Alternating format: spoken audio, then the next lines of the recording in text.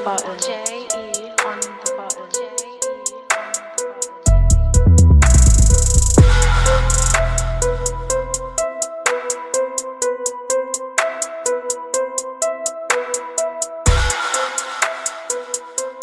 Hi guys, it's Brandy and I'm back again with another video. Today I'm going to be showing you guys how to wash, restyle, and lay your edges on your lace frontal. If you are interested, keep on watching. Okay, so here I have my lace front unit. I did pre-part the unit to have a middle part, and I am just turning the water on warm just because I do prefer to wash my hair with warm water. I'm letting it throughout so when I apply the shampoo it can be evenly distributed. So that's what I'm doing here.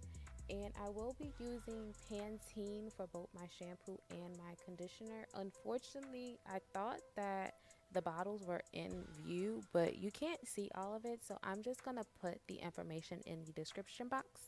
And I just applied that shampoo all over the hair from the frontal all the way down, and I'm really gonna focus my scrubbing on the frontal.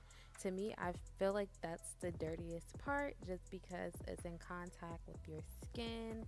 And I know I sweat a lot just because it is summertime and I am wearing makeup, so I just feel like it gets really dirty.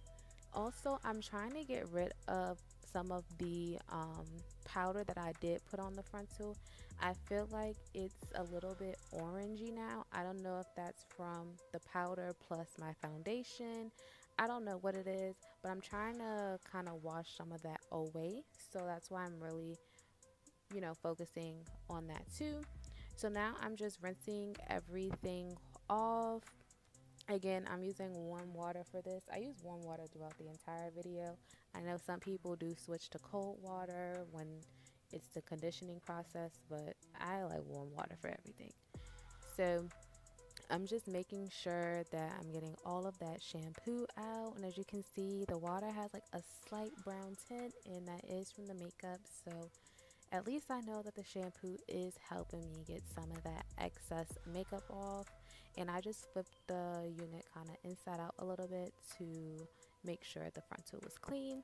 And now I'm completely flipping it inside out, and I'm just going to focus on washing the frontal. So this is to ensure that whatever dirt that I have up there is removed. I recommend that you do this also if you put glue or tape on your wigs, just to make sure you're removing any of the sticky residue from your wig before you try to start styling your wig. So that's all we're doing here. And again, I'm just rinsing everything out until there's no more suds in the water. And as you can see, there's like no hairs in the sink because this hair truly doesn't shed. Well, there's one strand right there, but overall I don't have any issues with this hair. All right, so now I'm conditioning the hair with the Pantene Silkening conditioner, and oh my god, this conditioner literally is the best. Like, I've used this in my natural hair and it just makes your hair feel so good. So I'm just making sure that it's evenly distributed throughout the wig before I start combing it out. And I am going to use my wig head in order to, pin it on so I can really comb everything out.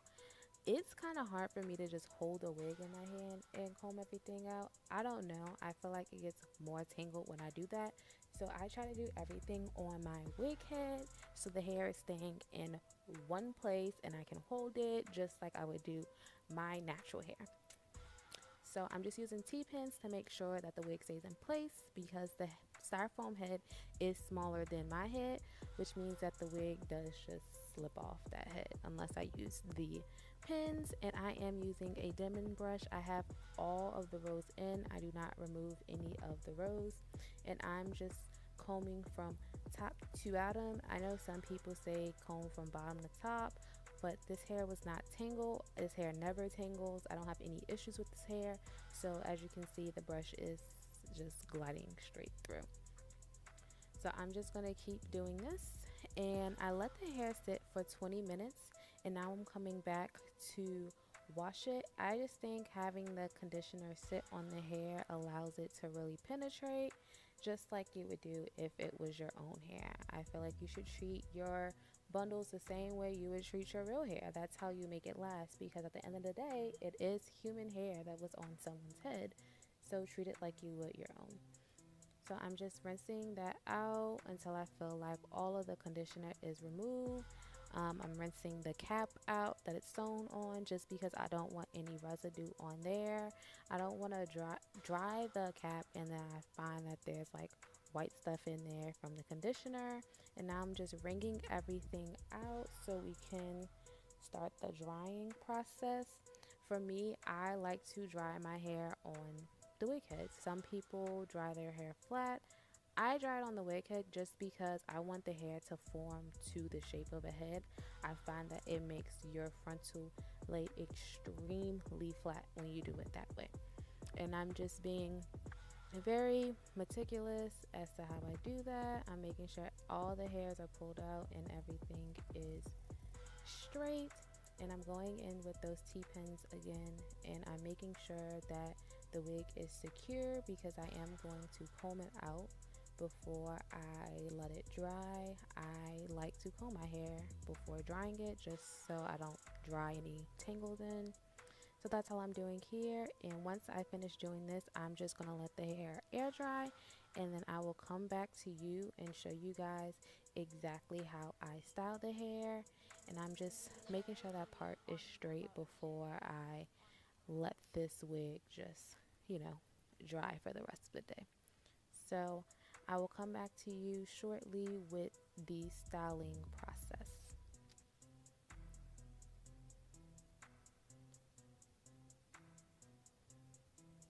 Okay, so here I am the next day and I let the hair completely air dry. It is a body wave texture, so it does have a slight wave to it.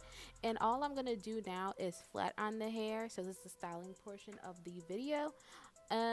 I did use just a standard cheap flat iron. However, I am using the chase method. With the chase method, I find that the hair gets really straight. You don't really have to go over a section more than twice, just because it makes sure that each hair is being straightened and not just the ones like just in contact with the flat iron. And I'm just going to do this throughout my head. I find this method works on any type of hair. I've used it on extensions, I've used it on my natural hair. It works. Like, if you do this, your hair will get straight. And you don't necessarily have to put your flat iron on a really high temperature when you're using this method, so that's why I also like it. So as you can see, one half is completely done while the other half is wavy and not done. So I'm just going to repeat the same thing on the opposite side, and I'll come back and show you how it looks. And here's the hair completely flat ironed. It's very pretty.